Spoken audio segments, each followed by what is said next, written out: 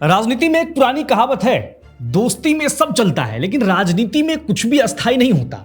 आज जो साथ है वो कल विरोध में भी खड़ा हो सकता है और दिल्ली की राजनीति में तो ये कहावत और भी ज्यादा सटीक बैठती है। कभी जिसे पार्टी का फ्यूचर बताया गया, जिसे नंबर 2 माना गया, वही आज सवालों के घेरे में है। बात हो रही है राघव चड्ढा की, जिन्हें राज्यसभा में उपनेता पद से हटाए जाने के बाद आम आदमी पार्टी में सियासी हलचल तेज हो गई है। इस पर आप नेता सौरभ भारद्वाज का बयान आता है, जो डर गया समझो वो मर गया। राघव भाई, अभी आपका वीडियो देखा, हम सब लोग अरविंद केजरीवाल जी के सिपाही हैं और हमने तो एक ही बात सीखी थी, जो डर गया समझो मर गया। दूसरी तरफ खुद राघव चड्ढा कहते हैं, मेरी खामोशी को मेरी हार मत समझना। यानी इशारों में बहुत कुछ कहा जा रहा है लेकिन खुलकर कोई कुछ नहीं बोल रहा। अब सवाल यह है कि क्या यह सिर्फ एक संगठनात्मक बदलाव है या फिर इसके पीछे कोई बड़ी सियासी कहानी पक रही है, और क्या वाकई भारतीय जनता पार्टी की तरफ राघव चड्ढा का झुकाव हो सकता है। ऐसे ही कई सवाल हैं जो राघव चड्ढा से जुड़ी हुई इंटरनेट की दुनिया में घूम रहे हैं। अभी इन तमाम सवालों का जवाब आज के इस रिपोर्ट में आपको देंगे सिर्फ 5 पॉइंट में। तो चलिए शुरू करते हैं। नमस्कार, मेरा नाम आशित प्रकाश है और आपने देखना शुरू कर दिया है विट्टी चोखा। सबसे पहले जानते हैं राघव चड्ढा को। राघव चड्ढा का जन्म दिल्ली में हुआ और पढ़ाई लिखाई भी यहीं से हुई। उन्होंने बहुत कम उम्र में अपनी अलग पहचान बना ली। महज 22 साल की उम्र में वो चार्टर्ड अकाउंट बन गए। इसके बाद उन्होंने कॉर्पोरेट सेक्टर में काम किया और बड़ी कंपनियों के साथ जुड़े, लेकिन यहीं से उनकी जिंदगी ने एक अलग मोड़ लिया। साल 2011-12 के दौरान जब देश में भ्रष्टाचार के खिलाफ एक बड़ा आंदोलन चल रहा था, जिसका नेतृत्व अरविंद केजरीवाल कर रहे थे, तब राघव भी इस आंदोलन से जुड़े। यही वो समय था जब उन्होंने सिस्टम के अंदर जाकर बदलाव करने का फैसला किया।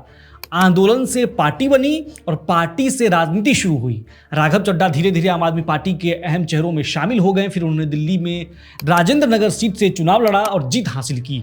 इसके बाद उनकी छवि एक पढ़े लिखे, आक्रामक और डेटा के साथ बात करने वाले नेता की बनी। यही वजह रही कि पार्टी के अंदर उन्हें तेजी से प्रमोशन मिला। 33 साल की उम्र में राज्यसभा सदस्य बन गए। इतनी कम उम्र में इतना बड़ा पद मिलना यह दिखाता है कि पार्टी में उनका कद कितना बड़ा हो चुका था। कई मौकों पर ऐसा लगा कि अरविंद केजरीवाल के बाद अगर कोई नेता पार्टी का चेहरा बन सकता है तो वो राघव चड्ढा ही हैं। लेकिन राजनीति में सिर्फ काबिलियत काफी नहीं होती, टाइमिंग और समीकरण भी उतने ही जरूरी होते हैं। अब बात करते हैं दूसरे सवाल की कि राघव और केजरीवाल के बीच दूरियां कब से दिखने लगी। अगर पिछले 1 साल की राजनीति पर नजर डालें तो कुछ ऐसे संकेत लगातार मिलते रहे हैं जिससे ये अंदाजा लगाया जा सकता है कि सब कुछ ठीक नहीं है। सबसे पहला बड़ा संकेत तब मिला जब पार्टी के कई बड़े फैसलों में राघव की भूमिका कम होती दिखी। पहले वो हर मुद्दे पर पार्टी का पक्ष रखते नजर आते थे, लेकिन धीरे धीरे उनकी मौजूदगी कम होने लगी। इसके अलावा पंजाब की राजनीति में भी उनका प्रभाव पहले जितना नहीं दिखा, जबकि पहले उन्हें पंजाब का बड़ा रणनीतिकार माना जाता था। पार्टी के अंदर नए चेहरों को ज्यादा तरजीह मिलने लगी और राघव बैकफुट पर जाते नजर आए। राज्यसभा में उपनेता पद से हटाया जाना भी इसी कड़ी का हिस्सा माना जा रहा है। ये कोई छोटा फैसला नहीं होता है। ऐसे पद पर वही नेता रहता है जिस पर पार्टी का पूरा भरोसा होता है। ऐसे में सवाल उठना लाजमी है कि क्या पार्टी का भरोसा राघव पर कम हुआ है या फिर ये सिर्फ एक रणनीतिक बदलाव है। अब तीसरा सवाल कि राघव चड्ढा सोशल मीडिया पर कैसे छा गए। अगर आप पिछले कुछ महीनों से सोशल मीडिया ट्रेंड्स देखें तो राघव चड्ढा की मौजूदगी काफी मजबूत रही है।